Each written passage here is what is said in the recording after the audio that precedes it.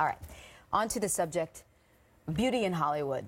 From women and their weight to being too pretty to get hired. Bobby has that problem. Yeah, to the strangest and maybe the most painful beauty treatment ever. Heidi Hamilton from Dish Nation and the Heidi and Frank Show here to help us break down Hollywood's beauty ideal. No, I mean, you know, who better? We have never discriminated against you, by the way, because you're so beautiful. Because of your radiant beauty when you come in here. Yeah. Don't be mean to her. Don't be mean to her. No. Yes, exactly. We want to start with actress Charlize Theron, practically a hero for being so tall and beautiful and coming out with this important message about how hard it is, right? Yeah. For tall and beautiful. So she claims being this gorgeous is what prevented her from being more successful. Well, listen, if you were a casting director, and if you were a casting director who didn't have an open mind, and you saw, because you saw Monster, I'm sure. Sure. Yeah. The Aileen Wuornos story. Right. Not a looker, Aileen Wuornos. No, and if you were going, I'm thinking for Aileen, we'll go with Charlize Theron. Right. Somebody's going to go, what? You crazy. You're crazy. Right. But Charlize proved to them she gained 30 pounds and kind of uglied herself up.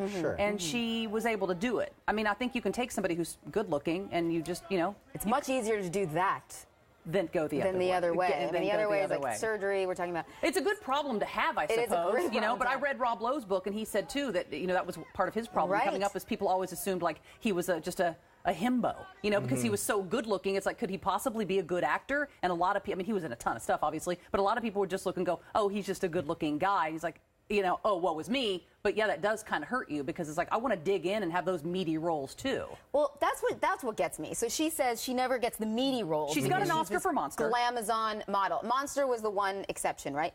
So who are all these ugly actresses getting all these meaty roles? I mean, who are these uglies marching around Hollywood names, with please. Right, exactly. I mean, Jessica Biel said she had a problem getting hired because she was too sexy when they're looking for the girl next door. Olivia Wilde claims she's over the hill and she can't get that. that. People just cast into the roles that they seemingly are more appropriate for. I mean, Charlize Theron is not going to be in like Pitch Perfect or something like that, right? They're not going to have like some cute, you know, they want like the cute little girls and not some. She could be in Pitch Perfect. I mean, I'm just saying, you know, like, you know, or girls who are, okay, not as attractive. I don't even know what word to use. Say it, Bobby. Say it. Ugly girls. Those girls that are working all the time, you know. That's what you're. It is rare to hear that in Hollywood. It's like, oh, I'm too pretty to get hired. But you hear that from girls all the time, going all the time. Oh, really hot girls that'll say, no one ever hits on me. Guys don't come up to me in bars because they're intimidated. And you're like, are you kidding me? You're a 12 on a scale of 1 to 10, and you haven't had a date in 6 months? This was the theme of our Facebook Live, that no one ever.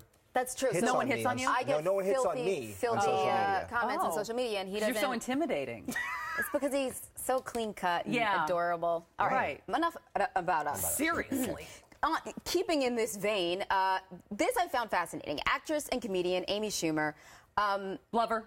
Love her. I mean, she's inspiring to so many because she lets it fly, doesn't care about her body type, says, hey, I like to eat. I'm a normal girl who eats normal amounts of food, and this is what we look like, and I'm happy about it. So Glamour includes her in their plus size issue. Yeah, as an inspiring. Yeah. Along with, and then they just sort of backtracked and was like, no, we're just saying she was inspiring. Yet they lumped her in with Adele and Melissa McCarthy and Ashley Graham, the plus-size supermodel. Right. And Amy Schumer is saying that... Whoa, I have curves, but I'm not plus size. Yeah, she says she runs anywhere between from a size 6 to a size 8. And so plus size is starting at like I think really plus size is from 12 to 24. Is that really the definition? Is there a strict definition of plus? Absurd. I mean, the medical definition for a 24 size is obese. Yes. Right? But we don't want to say that. No, but I'm obese. If you look at my weight, like talk about wanting to transpose numbers. I'm like, I'd like to transpose numbers when I jump on the scale. Let your graphics department do that for me. My question to you is, if you really truly think I'm proud of my body, I look like what I look like, and I have a lot more to offer than my look, then why do you care if you're included in a plus size magazine or not? Shouldn't matter at all. But again, too, if somebody asked me what size I am, I'd be like, where are you shopping? I don't know. Sometimes I'm a 6, sometimes I'm an 8, sometimes at H&M I'm a 12, which is bad advertising. Running out of time. Let's talk about bees really quick. Yes. The new bee treatment. Yes, getting stung by bees for beauty. Getting stung by bees. Gwyneth Paltrow's doing it. She's doing it. She's saying that it's a ancient a ritual that people do to help prevent scarring, and it helps reduce inflammation, which seems counterproductive because anytime I've been stung by a bee, I'm like, yeah, I got stung by a bee. Absolutely. And I'm swollen. But yes, she's saying she's doing it, and that's what keeps her looking the way she looks. She is running out of things to do, things to spend money on, right? Don't you think? Mm-hmm. Like, what else can I? I mean, she's drinking $200 smoothies.